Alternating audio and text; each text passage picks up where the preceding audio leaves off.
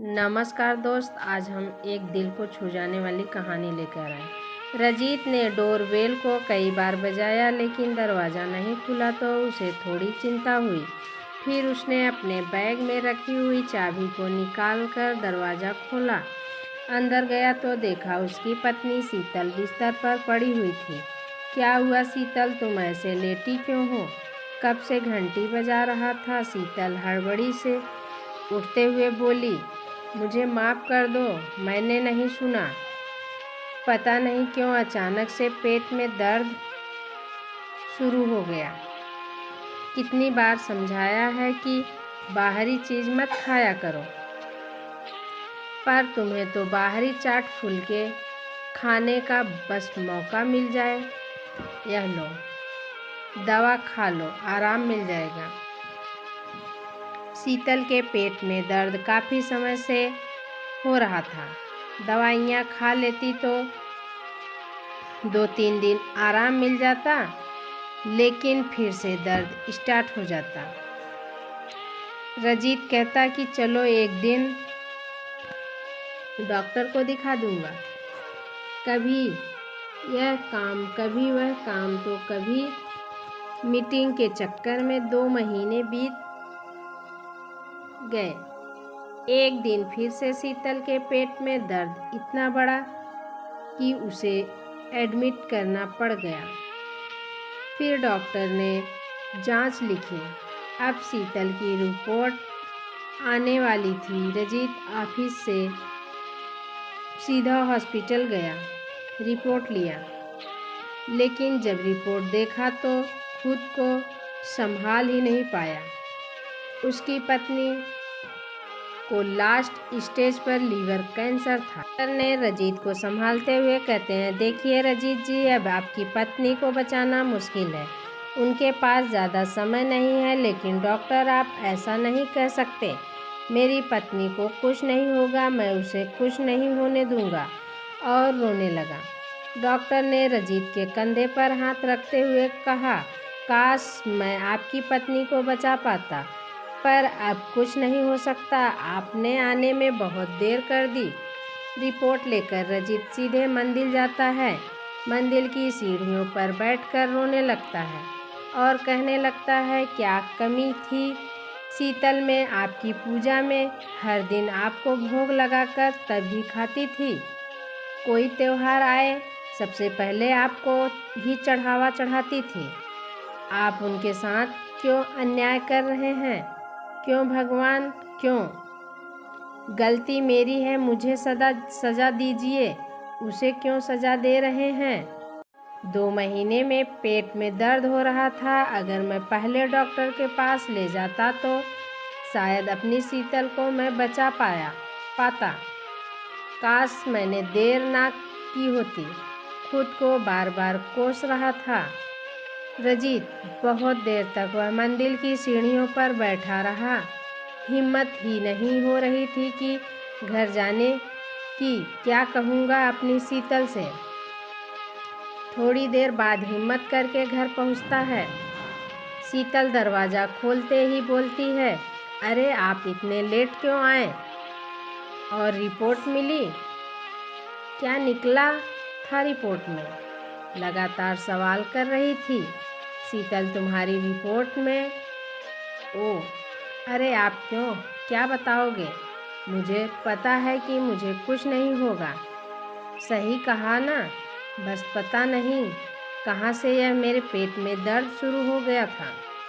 अच्छा, आप मुंह धो लो, मैं खाना लगाती हूँ। आज पता नहीं क्यों इतनी देर से आ रहे हो। मुझे तो बहुत तेज भूख लगी है।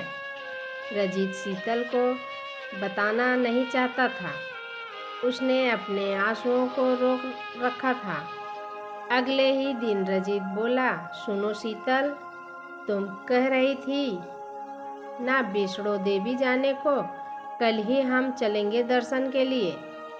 क्या बात है? कल से ही देख रही हूँ मेरे ऊपर कुछ ज़्यादा ही प्यार उमड़ रहा है।